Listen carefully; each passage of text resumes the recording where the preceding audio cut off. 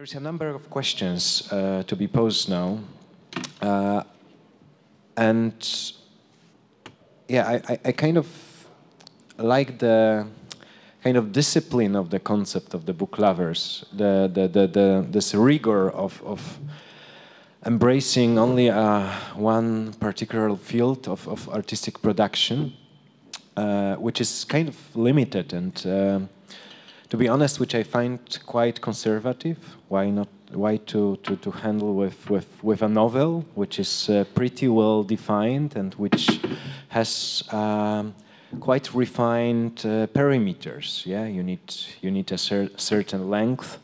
You need fictional characters. You need a plot, and what was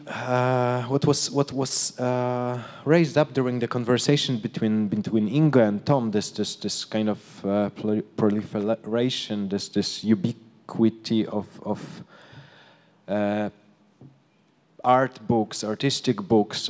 It's not really our field, which we are going to discuss tonight, or which we have been discussing, because it's not about artistic books. Yeah, it's about a novel, a very kind of conservative format, which is very close to, for example, an opera libretto. Yeah, something which has the rules, which has the requirements that have to be met.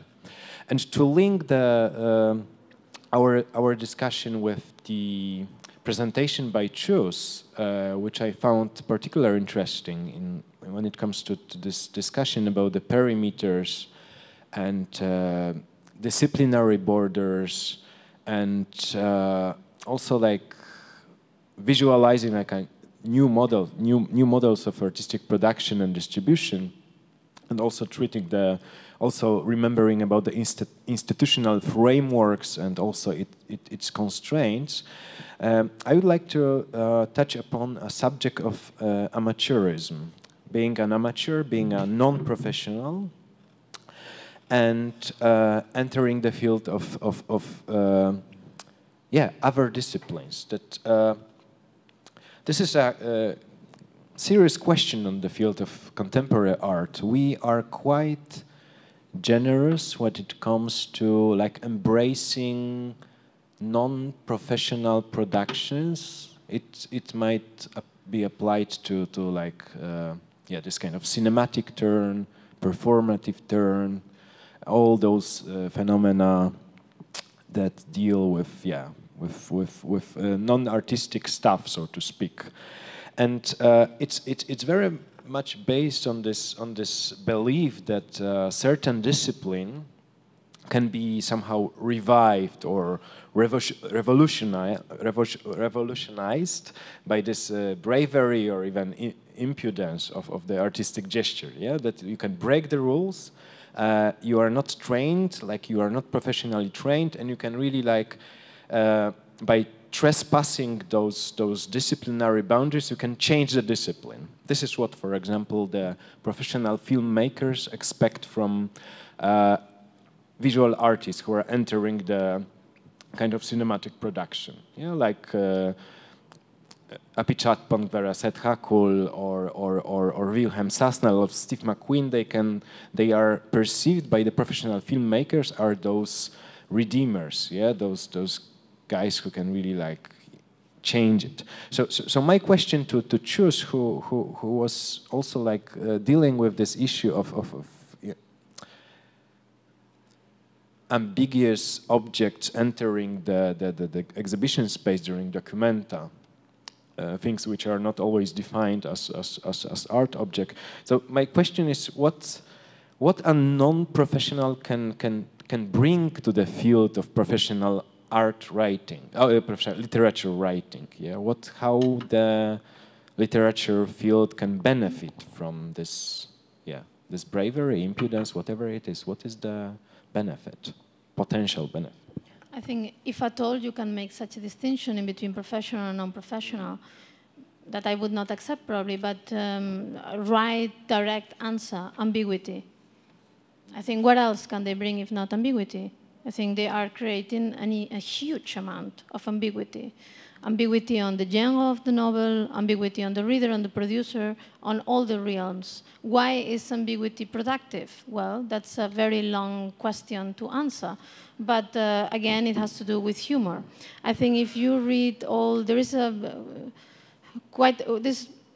that's interesting that humor has to do with the suspension of judgment, the fact that you cannot judge and that you cannot act morally upon the subject. So ambiguity is also one of the functions, or the big functions of humor. So there is something in there. In 1954, when Adorno was really working on the writing of the Grundgesetz, of the how you call it, the Constitution of Germany, he decided to suspend the project for a while and start writing notes on literature. In this book, which is really not super well known for how interesting it is, he's claiming that we need to abandon philosophy for a while because we need to enter into the essay. We need to understand what an essay can do. So I don't know if an artist writing a novel is an amateur novelist, or is actually somebody that names the novel, name a genre, whatever you call it X. Like take an hypothesis, an hypothetical space that works in a conventional modus, that that refers to modernity, that you know the parameters in which you are acting, like the white cube, yeah, call it white cube. So call it novel, and then do something else that probably has much more to do with the description that Adorno was doing at the time on literature, or the interest that essays do have now. And they do have an interest. I think we are kind of in a revival of the essayistic form. And then he's saying, why is the essay a non-amateur form of writing versus philosophy? And then he's saying, because it has not ground. There is no ground in the essay. That means that the possibility of failing is immense. The possibility of coming across as a dilettante is immense. And therefore, if you succeed there, you are taking an enormous risk in trying to understand, first, a tradition of writing and thinking, second, a tradition in conveying a message that goes through a medium that is forming itself while producing itself. So I think that is... Yeah, let me be kind of devil's advocate now, because it's... I'm very skeptical about this notion of lack of ambiguity in the literature field, like, so to speak, professional. Yeah, it's like I think David was mentioning it yesterday, delineating the whole conceptual approach to the project, that this is something special about being a visual artist and entering this field. But why not to embrace also, like, the phenomena of novels written by lawyers or architects, politicians, biologists. Is there something like special about invigorating this field by visual artists, like judging from all those, from the collection, including your experience with the malady of writing and the book lovers? Is there something which, something specific, something which you can create, like the foundation for a certain genre, if I... You might, you sort of invited just going into ambiguity because you opened up with the amateurism. We could also go another way and speak about a very high form of precision on the verge of the idiosyncratic. I think when yesterday we had this amazing performance of someone who performs something written in an invented language, the intensity of that, or the intensity of Marc when he spoke about Roussel, there is a very high and I think very severe precision in that. And of course anything can be done, but what is interesting here is that there's two people who decide to do something. And they ask us, as the end of these beautiful 2 days, to speak about a kind of institutional turn in that. and they ask what it means if it becomes an art form. So in a certain way, I think then we come in, I think that's sort of interesting. It's not problematic as it used to be for the past decades. It is conservative. But that is where we are here in a certain way. We are in an institution that tries to become a museum. That in a certain way is also very conservative. And I think the important element in two people asking, like, may we see this as an art form? In which obviously they take an element of a structure from one institution, the institution of literature, into another institution, the institution of visual art. And so you get a kind of tension which always generates an understanding. But is that in a certain way, and I think that's something which is a capacity and a necessity of this time, it is really important to think again as people who are engaged for art, to think again in the kind of continuity. We have been thinking for decades, we have been thinking what should be different. And I think in that sense, I really was charmed with this kind of weird proposal when it came to MUCA in a still unformed way, to focus in a kind of in-depth on this kind of quite formal approach.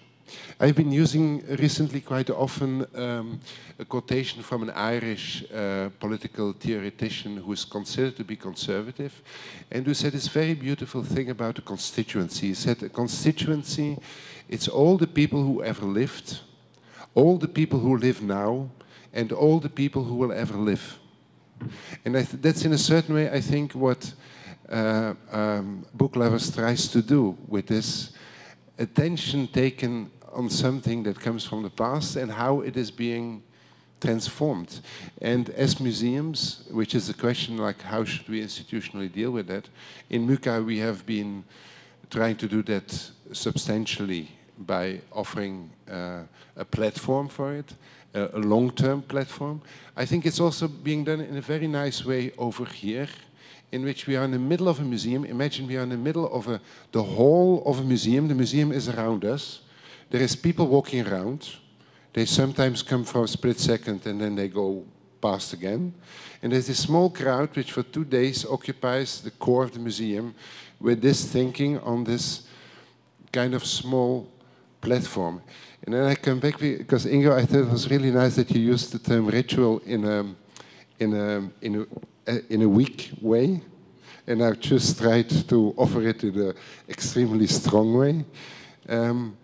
Perhaps what we are doing, if we are disciplined like Roussel was disciplined, or like all the other people we have been encountering these days are disciplined, is that in a certain way we don't go for a kind of necessarily for a real output in the here and now, but we do have a kind of commitment. And that for me is what a ritual is about. To a certain extent you commit for something specific, you decide to engage energy for it. And I hope that these 2 days in this museum here in Warsaw, they will sort of help the museum by giving an attention to this kind of weird side space, which is not even artists' books, and make it possible for this museum to, in a better way, remain its longevity. This question and this kind of potential of art rather than its moment of success.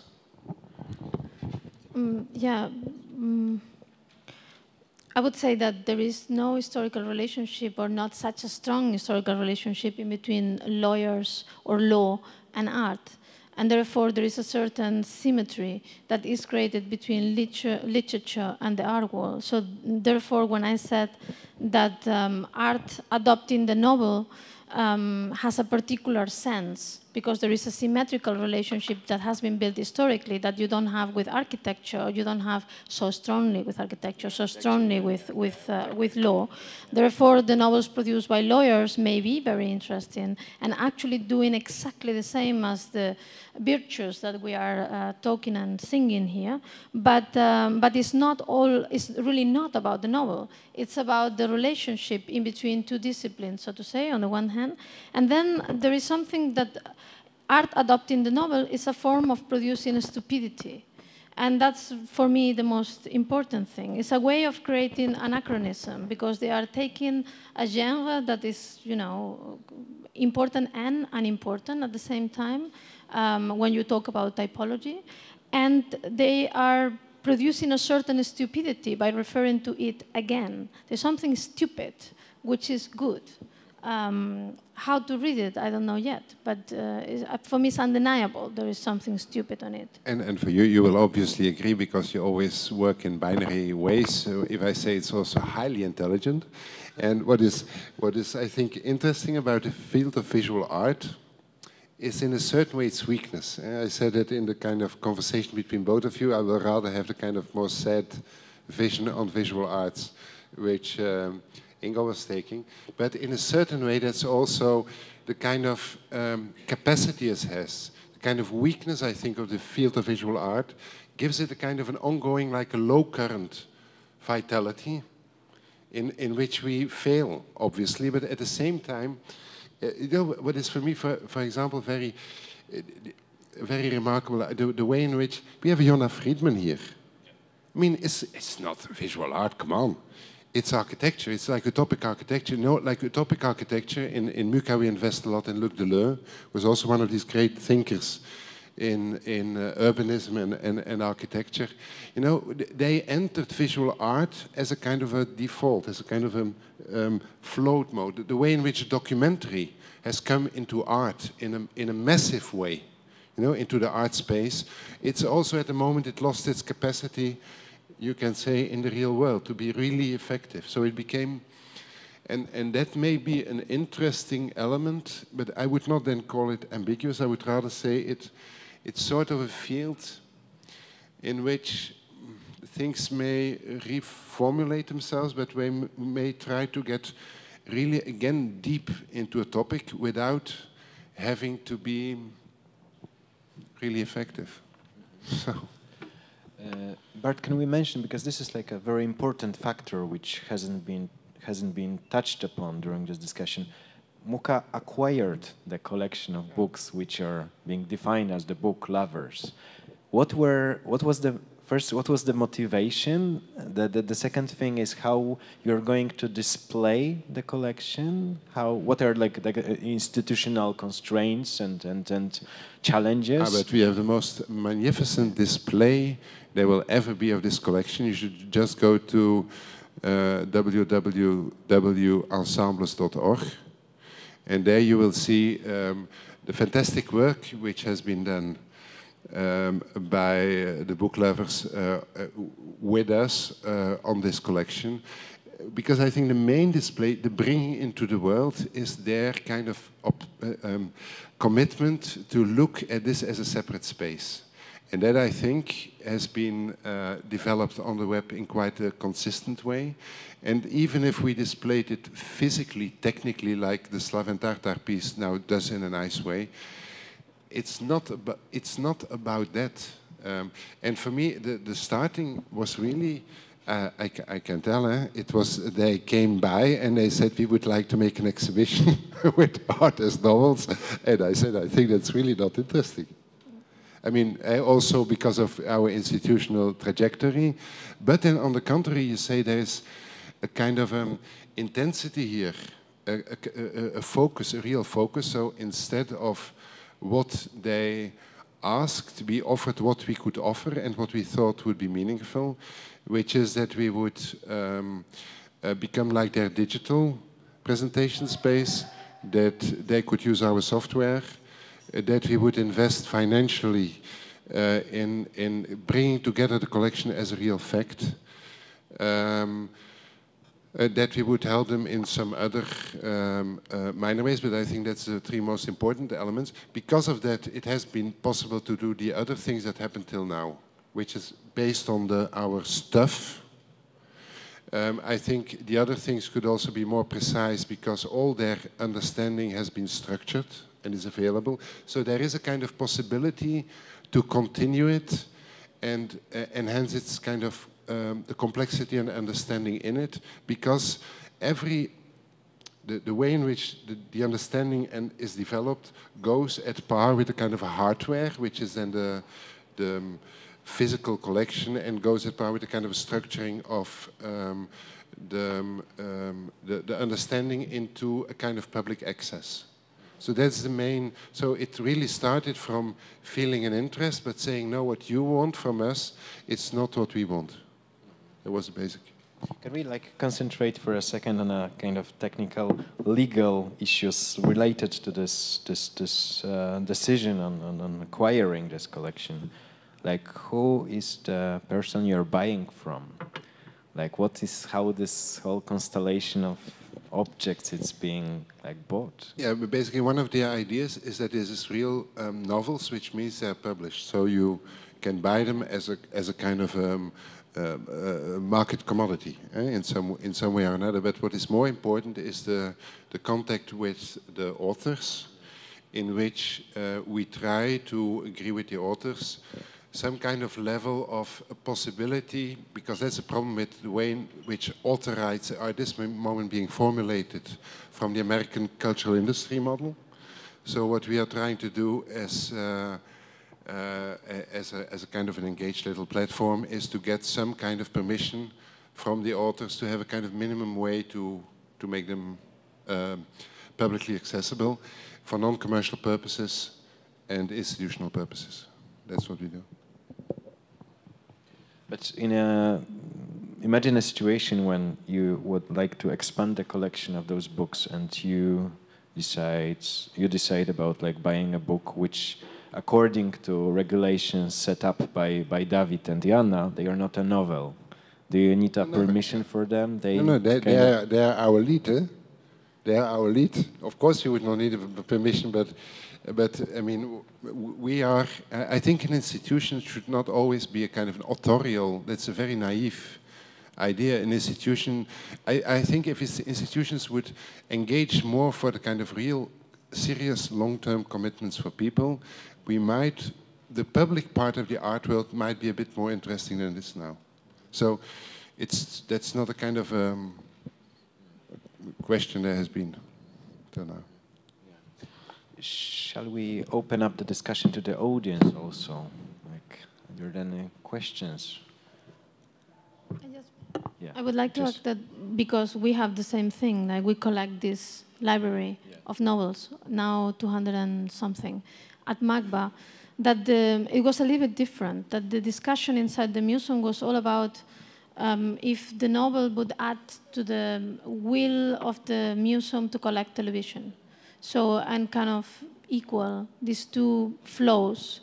And actually, it was in an overall conversation about traveling from form into formlessness. So, something that artists were kind of pointing towards, and there was a big discussion in the museum about this relationship in between the formlessness and finding genres that they were kind of addressing it better than others. So, that's a little bit different to that, but with the same thing. I think we just bought the novels. We did nothing else than that.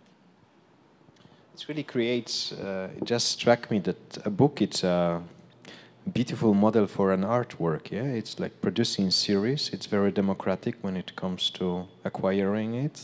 They are all, it's produced in a quantity of thousands of copies. It's always identical. You can share it. It's recyclable. You can also rent it for free. So I can imagine a museum which is restructured after the library. Yeah, you can take artworks home. Yeah. Yeah. Or in any case, because artists are working in a kind of temporal modes that are different from the kind of rapid visiting mode in which we have landed today. I think it's really important, at least for public institutions, that they take the problem inside their collection and work with it. How to resolve it, I don't know. I mean, we just opened a very beautiful exhibition and there's at least 6 or 7 very long films in it. That's problematic.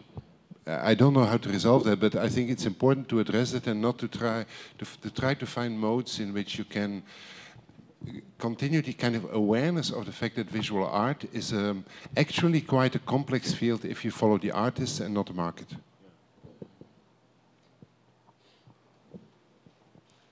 Any question? So maybe we can pose some questions to the curators of the project now. Like we can replace us here. No, I had a kind of reflection on the issue of paratext. Yeah, this like literature term of the text which is in a novel or in a book which is not produced by the author. Yeah, everything which is added, the colophon, an introduction, even the name of the author might be added by somebody else. Yeah, like everything which is wrapping up the book, things which don't belong actually to the original primary narrative. But to stretch the definition a little, or it's done by some literature critics, it's like you can also include such elements as the typeface, as the space between the lines, the size of the space, as the number of blank pages, the layout. And what struck me when I was looking at the collection which you gathered is that the visual artists are so indifferent to the way it's wrapped up. You know, like they don't really like experiment a lot with this paratext element. And have you encountered any ways of like kind of dismantling it a little or like provoking this aspect of novel production? Yes, shall I answer? I mean, like, I just had an idea that you, for example, you can use an ink, you know, which is like visible only when it rains, for example. Yeah. You know, you have this kind of. Yeah. No, it's true. I mean, I quite agree on that. That the take on the genre of the novel by many artists is quite conventional, fit into the conventional rules of even to the point of how it's printed or published. But I have to say also that there are a lot of artists who actually challenge that too. Only that we brought a selection of books that have been mostly published by publishing houses. But there are a lot of self-published novels. And there, the artist might not have so much of distribution channels at his or her disposal, but it has a lot more freedom to experiment. Like some of them are handmade, so every copy might differ slightly from another, and etc. But coming back to this kind of conventionalism, not really challenging. I think that could look on. It could look like that on a first approach, but like for example, if you take for example like Golding and Senevi's Headless project, it looks or it will look eventually like a regular detective novel, really. But I think Angus said it that, or I don't know, or Ingo, I don't know. Somebody said that it's in the process. Many times where the artistic inputs lays, that is not only about the final result. It's not just the book what the artist is aiming to, but it's the whole process, which sometimes takes a very long time for what we are used to see. A question to you two as well. It's how we are going to embrace this inevitable dematerialization of a book. Are you going to include those kind of hypertext novels, interactive blog-based narratives? Like, what is the future of your collection? Yeah, we have some novels which are hypertexts, like last Bruszewski novel, recently published in Poland. It's hypertextual, so you have these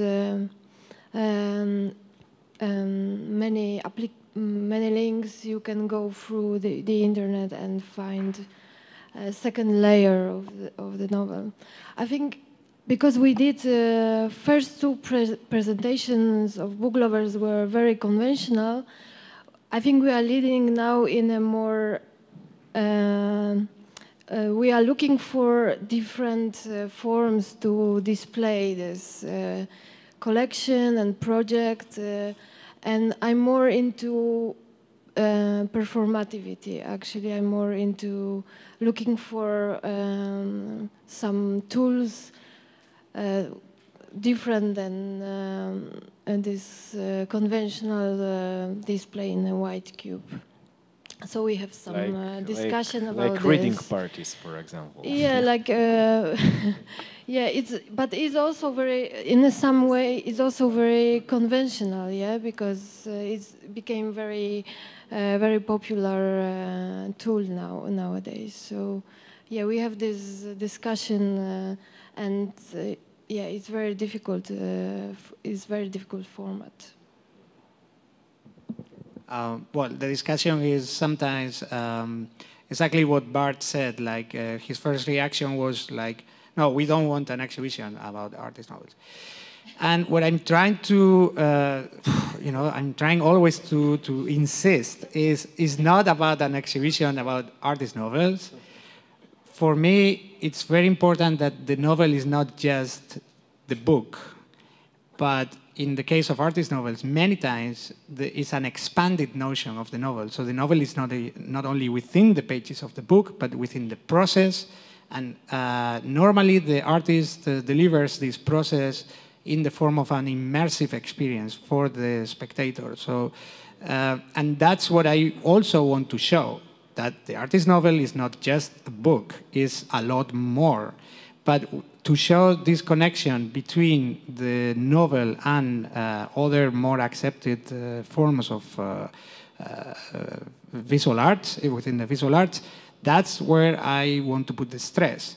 So when I approach an art space and they say, "Oh, project about artist novels, yeah, you can do it in the library," my reaction is, no, I don't want to put books in the library.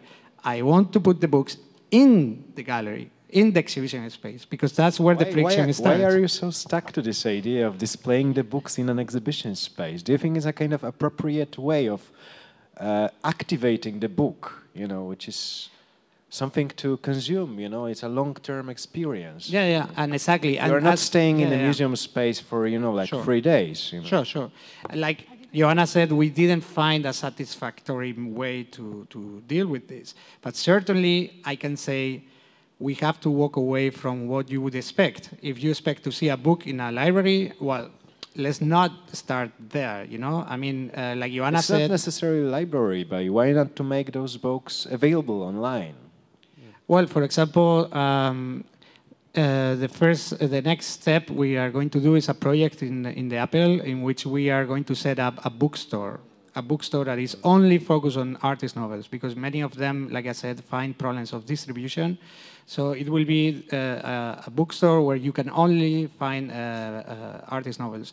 So it means that if you go to the Apple, you don't sit down there and read the novel, which is nearly impossible, but you have the chance to buy it and read it at home or in the train or in your daily life. Because obviously, otherwise you take over the space of the publisher, which you don't want to do, so you want to have a kind of space of attention.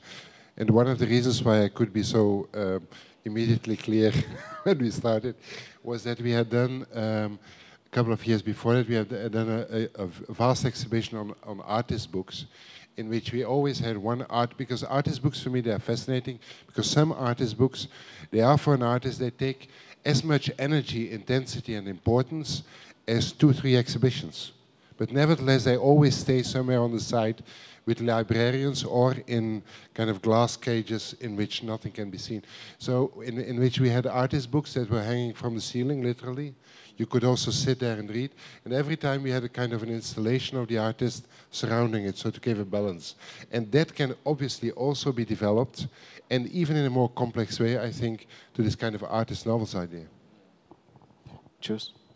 No, I think I completely disagree, which is really nice, because when I did that collection of novels, the last thing I wanted is to display that in the galleries. I thought that one of the the last thing I wanted was to claim that now artists are novelists. I don't care. For me, they can do whatever they want. I think if they want to be trumpetists, it's also fine. So if they also wanted to be novelists, also fine. So I did not want to stress or defend them in any way. I also did not want to pose any awareness about their difficulties with distribution. They have the same difficulties with distribution than many other people in many other realms. So distribution was also not the point. And then I thought that it was completely banal to collect artist novels. And then this banality needed to be celebrated. And the only way of celebrating it was by putting it in a shelf and not putting it in a gallery, which I think is very interesting that you are putting it in a gallery. So I'm not disagreeing with what you are doing. I think I'm trying just to recollect my own thoughts and thinking about it. And then I thought that by the time that the novel hit the museum, it already talked about something else. So I did not want to defend the novel in any way. So, you know, I just not wanted to go there and say, and now the artists writing novels, and the novel is great. I don't know if the novel is great. I don't know if these novels are good or not. And that was my main interest. If you go and see an exhibition at MACBA, Documenta, whatever you call it, in an artist-run space, you kind of, in an immediate way, produce a judgment, if you like or dislike what you are seeing. By collecting 100, at that time, 65 books, you cannot produce any judgment about these books. It would take you the same amount that it took me, or more or less, depending on how fast you read. And then probably by the time you end up reading them all, if at all, that impossibility is what really, really intrigued me. So who is going to read them? Or is anybody read a couple? And then when you produce a judgment, which kind of judgment would you produce? In the same manner that if I go to the Presence Bibliothèque of the Art Historical Institute of NYU, dedicated to fine arts, with a section dedicated to archaeology in France in the 19th century, and the next one dedicated to collectionism in the Spanish royal time, and you read all of these books, which kind of judgment can I produce about that? And in that radical difference between the judgment that you can generate about this collection of books and text, and the kind of judgment that you produce in the display of artworks, even cinema, in the exhibitionary complex. It was for me something very funny, stupid, happening. And in that way, I think that there are of immense interest, but this interest is always delayed. So you cannot claim their interest now, because we have not read them yet. Yes. How many of them have you read, David? 31. 31. 31. Yeah. Well, I have to. No, but but I'm not going to read them all. It's not my intention. No, I read. Why are you collecting them? I read as much as I can. But I have to say that the creation of the database, which is at the end of the day is like an expanded bibliography, allows us to get knowledge about all of the items, even if we didn't read them. We have interviews directly with the artists as much as we can, and then we get first-hand information about not only the synopsis of the novel, but also the relation with their art projects and their bios and so on. So we have at least a rough understanding of what we are dealing with, even if we didn't read the novel. Very bad. What I wanted to stress again is that for us, the novel is not the book. Okay, we are called the book lovers. We are not called. The project is called the book lovers, and that might be a bit of a bad choice. But on the other hand, to be called the artist novels lovers, it doesn't sound very sexy either. So we are not. Then there would be, like literature critics who would be judging you, not us. Exactly. I mean, we don't have any. a different realm now.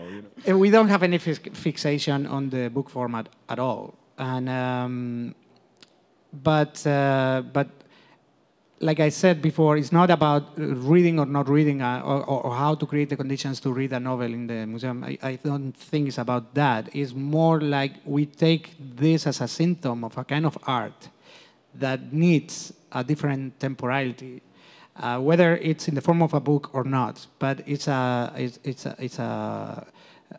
kind of work that needs to be unraveled and read by the spectator, but that could happen also beyond the space of the museum. And that's what we call protracted engagement. And one of its forms is the artist novel, what we call like that. But in particular, we are not fixated with that form. It's more that we see it as a sign, as a symptom of something that might be happening. Okay, any questions from the side of the audience now?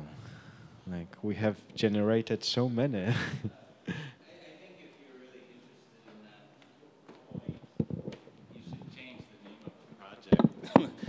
Like, if you're not attached to the book as that format. In terms of the space of the book, I mean, so many artists are using the space of the book, and I always think about it as an alternative space, just as, and the sort of artist book movement came out of parallel with a time where so many artist-run spaces were being developed all over the world, and the book space sort of paralleled that. And I think to sort of think about it anywhere, an artist book is presenting an alternative space. And I think that's sort of maybe for me where I wonder about the necessity to be in a gallery, be in a bookshop or somewhere, because it's already about turning this idea of where you can encounter a project, and the container of the book provides this new kind of space. And it's always a new kind of space. I think books now are still new media. I think in the 60s and 70s there was a discussion about books and artists publishing as new media. And I think as it's being engaged now with artists, it's still very much a practice that's in dialogue with existing media formats, new media, and creates a new kind of container every time. I'm not asking a question. I have a comment on that. Yeah. Because, you know, it's really interesting. What if the question of space is irrelevant? Not that it is, but what if? Like, take it just as a proposition. Meaning social space as a compositum, like space with the social, is just is something that was generated in a book published in 1980. So imagine how near it is. What if space, or the search for new space, or expansion, or this idea that there is few spaces and we need more spaces, and that what if this is not at stake? What if space is not that? What if we talk about logics and we don't talk about space? So I do have a problem with that, but I exactly don't know how to articulate it. But I don't think that the search of a space, new space, there is few spaces that we need for more, and that is of any relevance. It's also kind of banal thing, and yes, and it's important. People does it because, you know, there is a museum, there's an alternative space, there is like all this kind of, the performance, the body, the space, the book, the page. But still, we are moving around a certain metaphoric trap that is bringing us kind of in a kind of obvious mental frame, I think. I can also not defend my argument very well, but... I could just as easily say a container for ideas. Yeah, but sorry for being so reactionary, but I would, you know, it's okay, yes, okay, thank you. But I would be so stubborn with like drawing a line between an artistic book with its benefits, you know, creating a space and so on, a kind of experimental exhibition space even, and social sphere, and a novel as a format, which is very conservative, which is very, you know, like disciplined, constrained. So it's a different, I think it's a different area of problems. You know?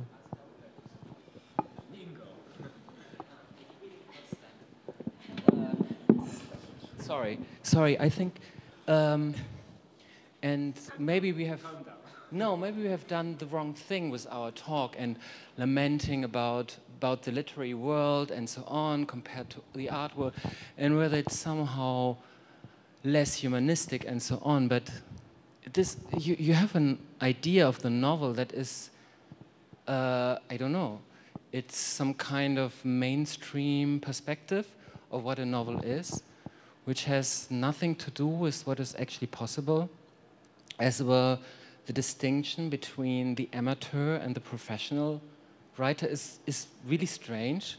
You wouldn't do this with artists who are doing film. The funny thing is, I mean, in the Anglo-Saxon world, there's a lot of creative writing classes, so you actually learn to write. But I never learned to write, and most of the writers, like German writers who I acknowledge, never learned it. So they are all amateurs anyway. And I don't. It's really interesting. This all your ideas and all this way how you approach the project is always about an idea that the novel is something that was invented in the 19th century, which is not right and didn't change since then. And even the 19th century novel wasn't like that. And all these perceptions, there has to be a set of characters, you need a plot, and otherwise it's not a novel.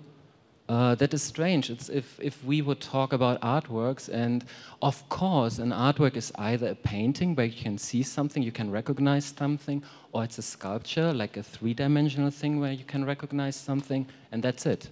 I mean, this is how you perceive the novel. No, not at all. I think I wouldn't agree at all with you.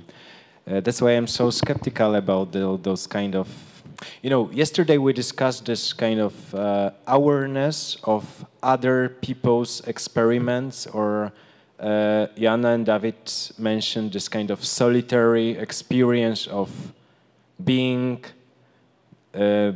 by herself or by himself in the studio and writing a novel, not being aware of other people who also write novels as an exhibition or as an artistic format.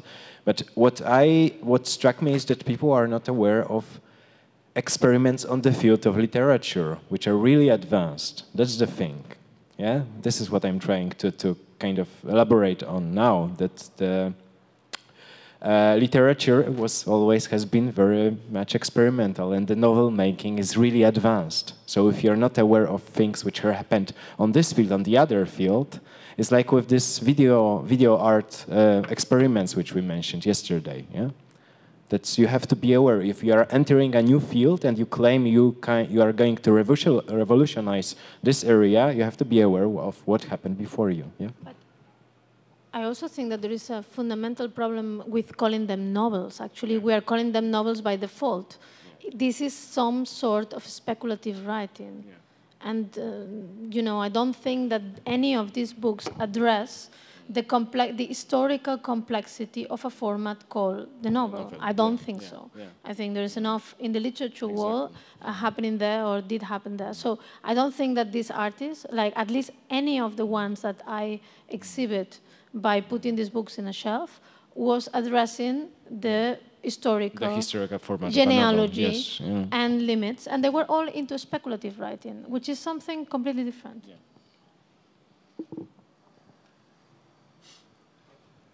David? Well, just to clarify one thing, of course, it's not that literature is conservative and visual arts is progressive. No. It's not about that. I just want to quote once again this weekend Kenneth Goldsmith in Uncreative Writing.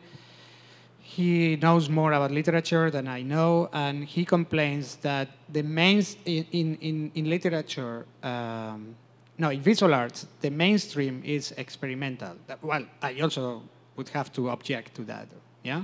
But that's what he says. And that in literature, the mainstream is not experimental.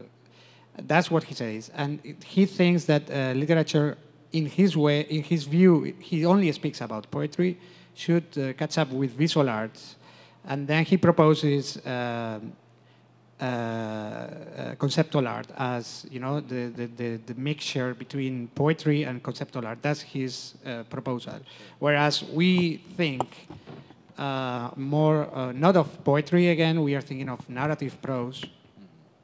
of a certain length, and that would be the novel. Although we have a lot of examples of novels without barely any plot, like Teresa Hakyuncha, and I don't know, we have a lot of examples that really push the boundaries of any conventional definition. But it was just a punctualization about what was being discussed.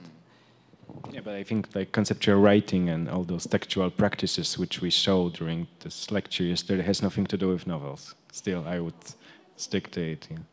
You know, like cutting out the words from Marx' But we have book, some novels which are appropriating texts. So if there is, like Joseph Koshut, It's a convention.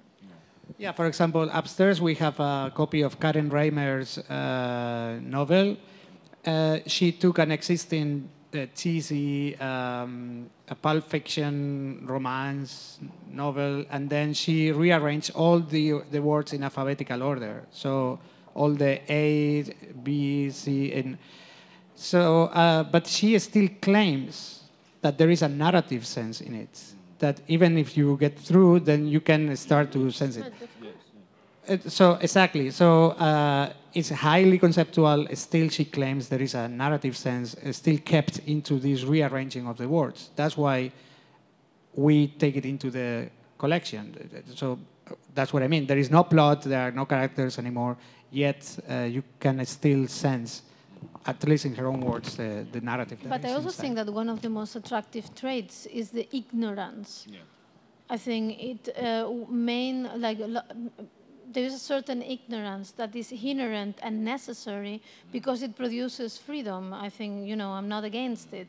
But it's based on the fact that we are calling conceptual writing this speculative writing, but actually, you know, Citibank brochure is also conceptual writing. Every writing that uses concepts can be conceptual. Also, art did not discover any conceptual writing which is necessarily different, better, or alters any of the conceptual writing that already took place in literature. So the ignorance of one field versus the other is the same ignorance that we have in between a human and a monkey.